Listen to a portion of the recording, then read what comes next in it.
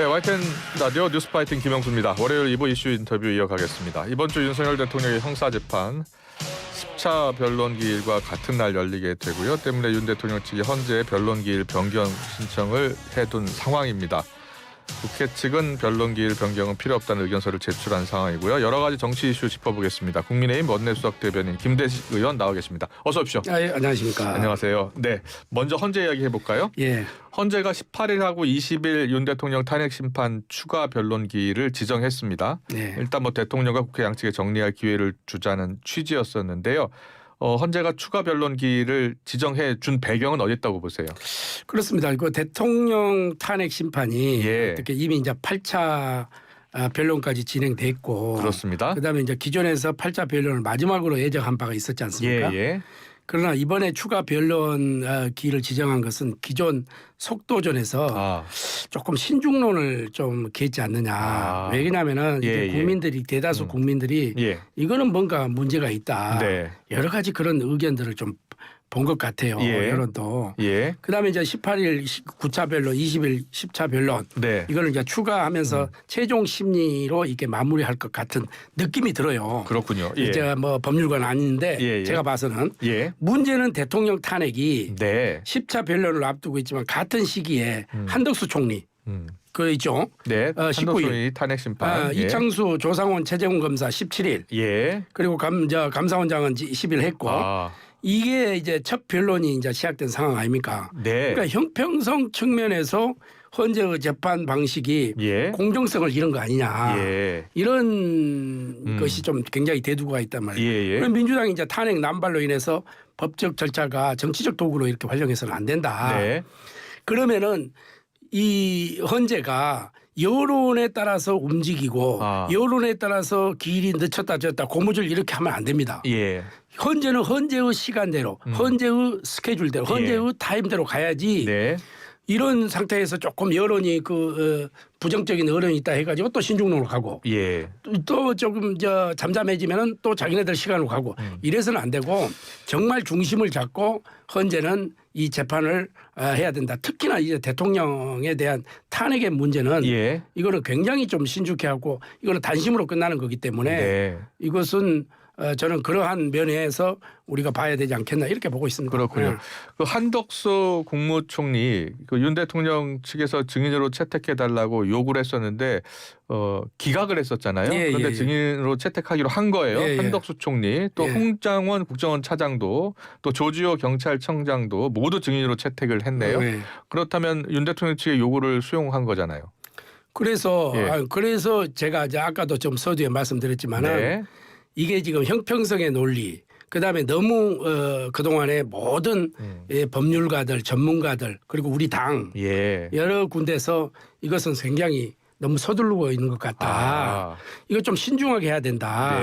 이런 것을 좀 참작을 했고 또 대통령의 그 방어권도 충분히 해줘야 된다는 변호사 측에서 계속 주장을 했잖아요. 헌재도 그게 부담이 됐을까요? 굉장히 부담이 됐다고 봅니다. 저는 부담이 됐다고 보고 그것을 좀 받아들여서 조금 국민들에게 어필을 하게 되면은 하려고 하면은 좀 신중해야 되지 않겠나 하는 그런 신중론이 좀 받아들이지 않나 이렇게 생각을 하고 특히 또 체포해라 하는 지시를 정언했던 홍장원 전 1차장 체포 명단 이 메모 이게 신빙성 문제가 또 대두가 되고 또 조지호 경찰청장의 증언 역시 기존의 검찰 조사 내용에 배치되는 부분이 있지 않습니까?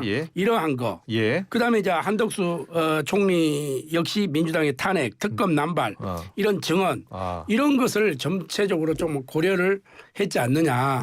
그래서 저는 이게 그 신중론으로 가고 하나하나 또박또박 이렇게 정말 국민 모두가 헌재가 정상적인 절차에 의해서 이 탄핵 재판을 진행하고 있구나 하는 모습을 좀 보여줘야 된다 하는 그런 국민들의 그 여론 이것을 좀 참작해서 헌재가 이렇게 가져가고 있지 않느냐. 알겠습니다. 저는 이것도 참 비정상이라고 그래요. 이런 부분이 있기 때문에 헌재가 좀 신중론으로 가고 이런 부분이 없으니까 속도전으로 가고 이것은 원치 않다. 다만 우리가 헌재가 정말 법과 원칙에 의해서 이런 것을 하나하나 해결해 줬으면 좋겠다. 이런 말씀을 드리는 겁니다. 알겠습니다.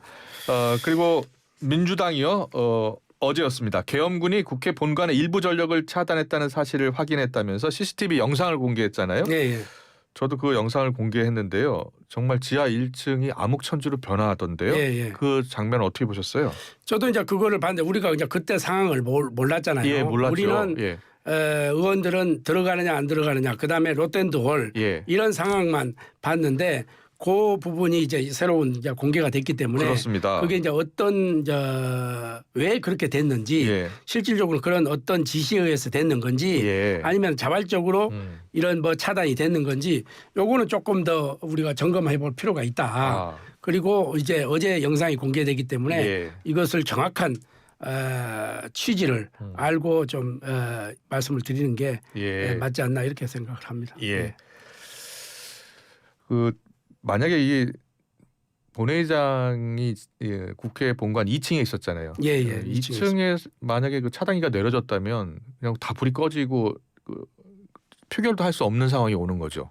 그렇죠. 예. 만약에 그렇게 되면은 아수라장이 되는 거죠. 예. 그런데 그때 그 상황은 그렇지는 않았어요. 예. 그렇지는 않았고 거기에 지금 그 일부 이제 그 국회의원들이 들어오고 나가고 이게 담벼락을 넘느냐 안 넘느냐 예. 이런 급박한 상황이 그때 전개가 됐었거든요. 예. 그렇지만은 저도 그 롯데월드에 있었기 때문에 네. 본회의장은 못 들어갔지만은 그렇기 때문에 거기가 아수라장이 됐거든 사실은. 예. 그때 그 상황을 제가 반추해 보면은 예. 그러나 뭐 전기불이 나가고 예. 이렇게 만약에 그렇게 했을 경우에는 예. 상당한 좀 심각한 문제가 또 대두가 될 수가 있죠.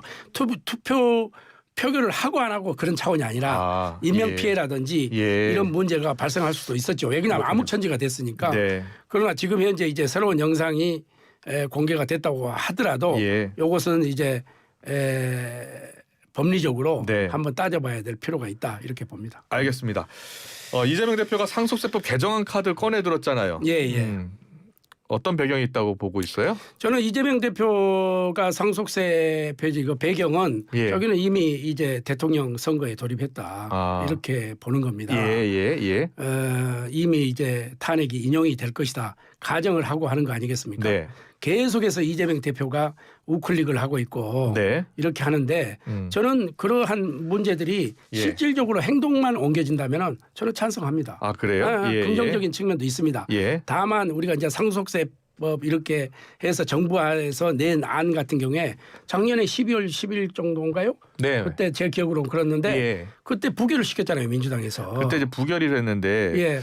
그때 혹시 잘 아시는지 모르겠습니다만 지금 이제 이재명 대표가 주장하는 게 상속세 배우자 공제 한도를 5억에서 10억으로 높인다는 거예요? 그거는 이제 여러 국회의원들이 안을 내놨어요. 대체적인 대동소이합니다. 그게 이제 민주당 아니라 국민의힘도 다 똑같아요. 권성동 안도 있고 최은석 안도 있고 여러 안이 있어요. 그렇게 되면은 저는 그런 것이 실질적인 진심이라면은 여야정 협의체가 있기 때문에 그 테이블에 올려놓고 하자. 왜 그러냐면은 지금 이게 기업들도 보면은 우리가 OECD 국가가 38개 아닙니까? 14개의 나라는 한 푼도 없어요. 그리고 우리나라가 세계에서 두 번째로 높습니다. 50%를 육박하거든요. 최고세율이 최고세율 50%. 그리고 이제 미국도 55에서 40% 낮췄고 캐나다는 이미 폐지를 했고 그러면은 이게 이제 우리가 100년 기업이 나오지 않는다. 이렇게 되면은 이러한 상황에서 3대가 걸쳐가게 되면은 결국은 이 하나도 기업이 남을 수가 없는 거예요. 그래서 그런 부분을 저는 고려를 한다고 하면은 저는 상속세법 이게를 진짜 테이블에 올려놓고 전반적으로 한번 해보자 이런 이야기입니다. 그래서 우리가 100년 기업, 200년 기업이 나와야 될 거 아니에요. 유럽이나 미국처럼. 이제 일본도 그래요. 일본도 지금 100년 기업들이 많잖아요. 이런 부분을 정말 이재명 대표가 이제 실용주의를 가지고 그 허풍 뻥사니즘으로 가지 마라 이거지. 계속 희망 고문만 주지 말고 실질적으로 정말 여야가정 협의체 그 전체를 테이블에 올려놓고 한번 심의를 해보자. 그럼 우리는 반대할 그건 없어요. 그 이재명 대표가 포기하겠다고 했던 25만 원 지원금 이번 추경안을 보니까 전국민 소비 쿠폰이라고 되어 있어요. 네. 그것도 마찬가지잖아요. 예. 저 누차 본인이 기자회견이나 뭐 기자 간담회나 이런 데서 25만도 포기할 수 있다 이렇게 했잖아요. 예. 그게 며칠 갔습니까? 또 원위치 됐잖아요. 예. 그다음에 반도체법 특별법 52시간 의 규정 그것도 마찬가지예요. 예. 본인이 자장을 맡아서 한번 이것도 해보겠다. 예. 이렇게 했는데 3일도 안 갔잖아요. 예. 민노총 이런 데 반발에 부딪혀서 계속해서 희망 고문을 주지 마라 국민들에게. 예. 그리고 이재명 잘못하면요. 이재명 이런 이야기도 있어요. 이재명 대표는 숨 쉬는 거 빼놓고는 다 거짓말이다. 이런 이야기도 있어요. 예. 이런 이야기를 들으면 안 돼요. 국민의 신뢰도가 가면 갈수록 이게 높아질 것 같죠. 예. 이재명 대표가 안 올라가잖아요. 짝 박스권에 갇혀 있잖아요. 예. 마찬가지 민주당도 마찬가지예요. 예. 자 이러한 부분에서 정말 실용주의로 정말 이 성장 네. 이렇게 간다고 하면은 저는 제가 이재명 대표 참모라든지 예. 이재명 대표면은 정말 하나를 처리를 하더라도 예. 정말 국민 편에 서서 이 앞으로 미래 세대를 위해서 저는 또박또박 정책을 내놔야 된다. 그렇게만 해준다면은 우리는 환영이고 대찬성이다. 이렇게 보는 거예요. 알겠습니다. 그런데 이재명 대표는 상수세법 개정안 그럼 당장을 열어서 통과시키자라고 하더라고요. 그렇다면 여야정 협의체 바로 열려서 결론 내는 겁니까? 그러니까 정말 진심이 담겨 있느냐 담겨져 있지 않느냐 이걸 보는 겁니다. 진심이 담겨 있다면 우리도 응할 생각은 가지고 있는 거죠. 네, 알겠습니다. 정치권 이슈 가운데 명태균 그 특검 이야기 좀 해볼게요. 민주당의 주장은요. 명태균 게이트와 김건희 여사 또 비상계엄사의 연결고리를 밝혀내겠다라고 공언을 하고 있습니다. 자, 국민의힘 생각은요? 지금 지금 김건희 특검법을 몇 번 해서 지금 다 부결이 됐잖아요. 예. 지금 포장만 바꾸고 레벨로만 바뀌어서 지금 명태균 특검법이 냈어요. 네. 우리가 명태균을 보호할 이유가 뭐 있겠습니까? 아무도 없죠. 예. 그러나 이거를 연결고리로 지금 명태균과 계엄, 김건희와 계엄 이런 것이 무슨 상관성이 있습니까? 그죠?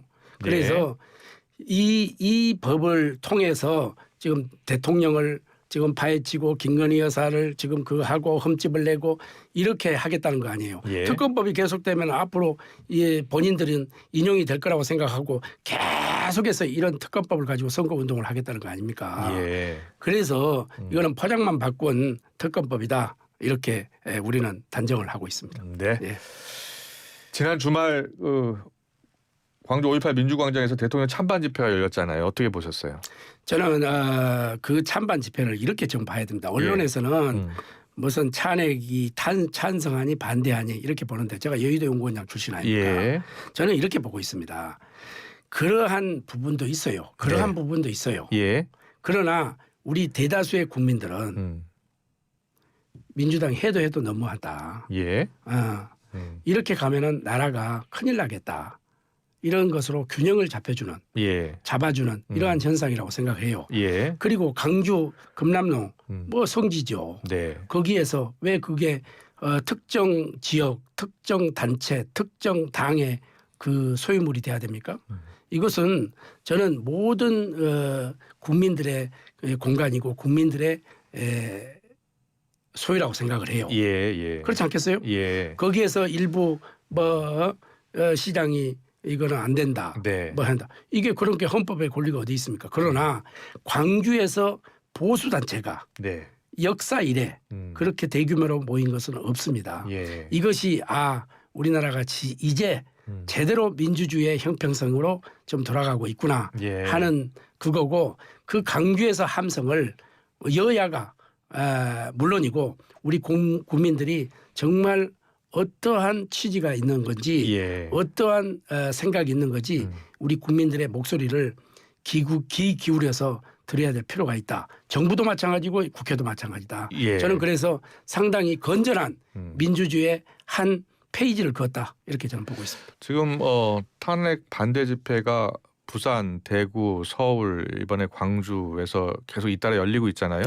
탄핵 심판에도 영향을 미칠 것으로 보세요? 저는 그런 광주, 대구, 부산 말씀하신 대로 열려서 대규모로 몰렸잖아요. 이것 때문에 탄핵 심판이 흔들려서도 안 된다고 생각을 합니다. 왜냐하면 누차 제가 강조했잖아요. 저는 우리나라에 수많은 기관이 있잖아요. 부처가 있고 또 다 기관이 있는데 이러한 기관들이 다 중요하죠. 예. 다 자기의 본분을 다 해야 되겠죠. 그러나 두 개의 기관이 흔들려서는 안 된다. 저는 가장 중심을 잡아야 될 기관이 두 개가 있다고 봐요. 예, 예. 그게 하나가 헌법재판소고 하나는 중앙선거관리위원회라고 생각합니다. 예. 저는 방송에 나올 때마다 이 이야기를 했는데 이 두 기관은 어떠한 여론, 어떠한 압력, 어떠한 정치적인 색깔 여기가 묻어지면 안 된다고 생각합니다. 네. 이것은 정말 법과 원칙에 의해서 판단이 이루어져야 되고 법과 원칙에 대해서 결과가 나와야 된다 이렇게 생각을 합니다. 그렇다고 해서 광주, 대구, 부산 뭐 이곳에서 수많은 뭐 탄핵 집판, 찬반 이 집회가 열린다 해서 그거에 흔들려서 정치적으로 움직인다? 그거는 헌법재판소가 아니죠. 네, 법과 원칙에 따라 헌재가 판단해야 된다는 그렇습니다. 말씀이세요? 저는. 예, 알겠습니다. 지금 뭐 국민의힘 내에서요, 여권의 대선 잠룡들 뭐 조기 대선 이야기는 하지 않아요. 적극적으로 하지 않지만 사실상 조기 대선 행보를 보이는 것 아니냐라는 이야기가 나와요. 네. 한동훈 전 대표가 책을 쓰고 있다면서 머지않아 찾아뵙겠다라고 했습니다. 어떻게 보셨습니까? 저는 한동훈 대표가 이제 장관하고 비대위원장하고 당 대표를 했잖아요. 네.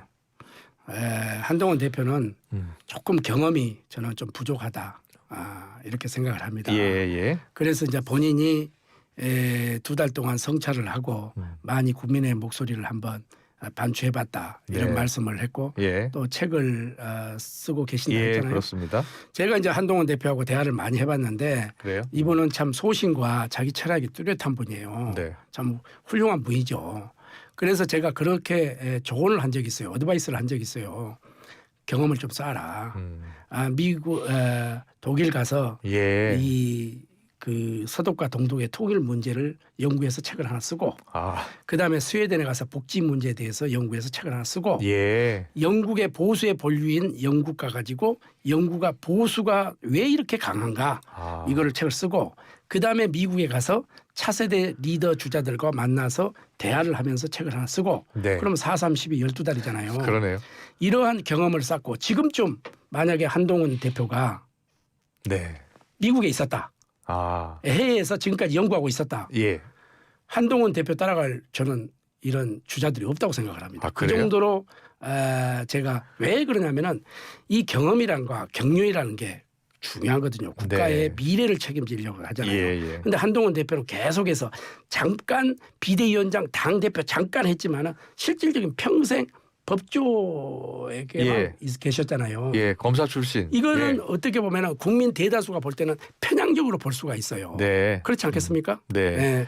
알겠습니다. 이제 그런 부분이고 지금 너무 서두르고 있다라고 보시는 거예요? 저는 조금 서둘고 좀 이르다 이렇게 저는 보고 좀 있습니다. 이르다. 예. 윤상현 의원이 보수의 짐이 될 것이다라고 비판하기도 하던데요. 그거는 뭐 우리 윤상현 의원의 생각이고 저는 조금 더 빨리 피는 꽃은 빨리 시들기 마련입니다. 그래요? 예. 저 우리가 한라산 1950m를 올라갈 때 헬기 타고 올라갈 수도 있죠. 네. 그러나 한 계단 한 계단 오르면서 초목도 보고 꽃도 보고 물도 보고 안개도 보고 비바람도 맞고 이렇게 해서 정상에 올라야만이 정말 국민들 우리 5천만 국민들을 리드가 될 수 있는 거예요. 저는 그런 경험을 쌓라는 거죠. 알겠습니다. 한동훈 전 대표는 극복해야 될 과제 중에 또 배신자 프레임이 있잖아요. 어떻게 보세요?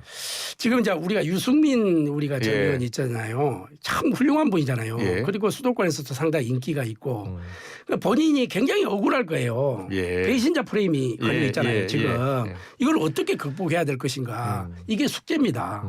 우리가 이제 국민의힘이 TK 대구 경북하고 PK 부산 경남 울산이 지지율이 지금 당원이 한 60% 넘어요. 그래요? 여기서 일단은 본선에 오려면은 예선전을 통과해야 되잖아요.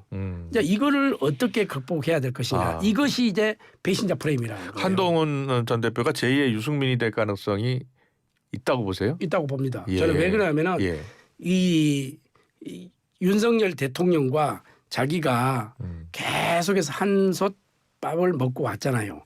그리고 윤석열 대통령이 또 한동훈 대표를 장관으로 발탁했고 실질적인 비대위원장도 윤 대통령이 그때 용납을 했고 예. 밀어줬기 때문에 됐고 여러 가지 측면이 있어요. 그러나 처음부터 한동훈 대표는 어떻게든 연유인지 모르지만은 이 다른 길로 갔잖아요. 예. 그래서 늘 이야기하지만은 역사적으로나 우리가 정치적으로 볼 때 끝까지 인내를 하는 사람이 천하를 지게 돼 있습니다. 그렇군요. 중국의 예. 삼국지를 보면은 사마이도 70년을 인내했고 알겠습니다. 일본의 도쿠가와 이에야스도 인내했고 예. 우리 흥선대원군 이항도 인내를 했고 인내 한신도 인내했고 알겠습니다. 예. 잘 들었습니다. 그렇습니다. 시간이 많지 않아서요. 여기서 마무리하겠습니다. 잘 들었습니다. 고맙습니다. 김대식 예. 의원님. 감사합니다. 감사합니다.